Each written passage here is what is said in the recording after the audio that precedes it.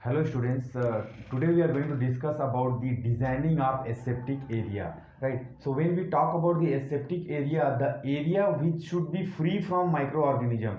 So when we are trying to have that kind of laboratory or that kind of room, what is the fact we need to take care, how we are going to design, that we are going to discuss, right? So here in designing of aseptic area, it is nothing but it is an room, right? It's a one of the room with a clean area designed and serviced, right? Whatever the things required we are giving to that room, designed and serviced for prevention of microbial contamination of products, right? Ultimately this aseptic area we are designing for the pharmaceutical products, right? Different types of, in that products there should not be the any microbial contamination during the storage, during the processing and all those things. That's what we are designing this aseptic area, right? So it is divided into the four grades. Grade A, it is the local zone, right? Whatever the local things proceedings, if it will go on, we are keeping them into the grade A. In grade B, background area, right? So in local area, whatever the local zone,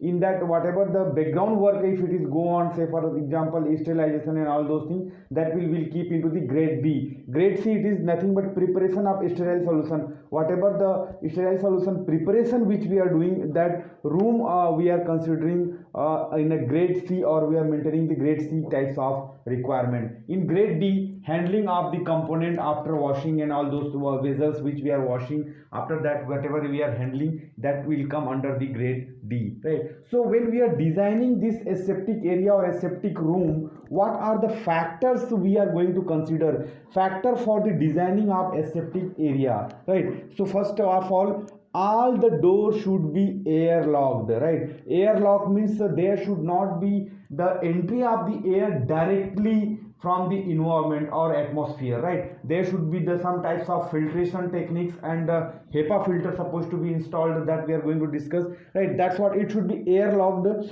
And the second one, far from the normal area, right? Say for example, if any organization, if it is there, so wherever we are keeping the aseptic room, that should be it will be from, there should be some distance, or it should be far from the normal area or from the normal room, so that unauthorized personnel should not enter and should not go over there in that area. Third point, we need to consider a factor that can affect surface and walls. Whatever the surface of the walls and whatever called floor, it should be smooth and unbroken. There should not be any broken pieces or something. If it is, it will be there, microbial can stay there and they can retain over there. That's what it should be, completely smooth and completely unbroken, right? Sliding door not allowed and swing door are allowed. That we need to remember. Sliding door, that door which are sliding, no, that should not be. Swing door should be allowed to avoid the unwanted entry of the air and microbes.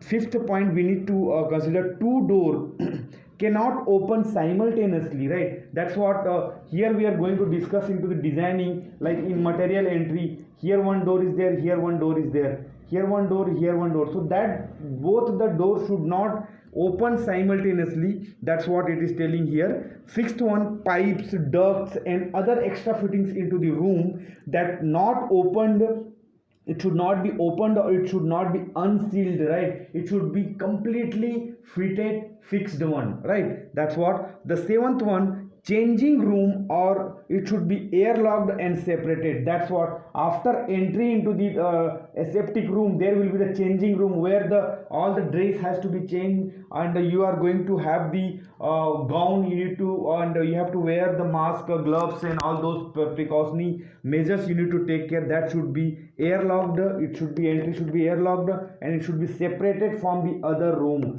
separated from the other room. That's what we need to take care. Then eighth one, HEPA filter. It's very important. Sometime it will be asked, what is the full form or abbreviation of HEPA?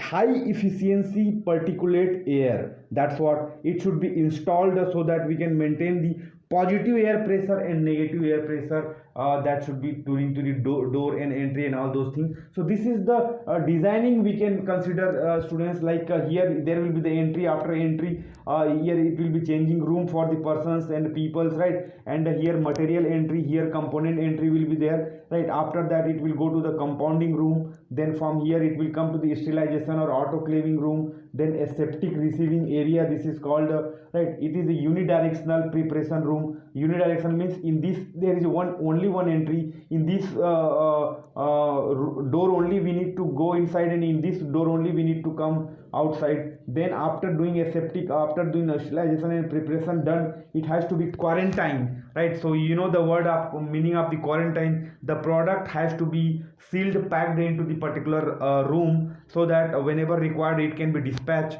Here one more emergency entry which will be given, that will not be open frequently. Then here it is the product exit, from here it will go whenever it will required. So these kinds of designing we can give here for the designing of aseptic area for better understanding purpose, right? Thank you, students.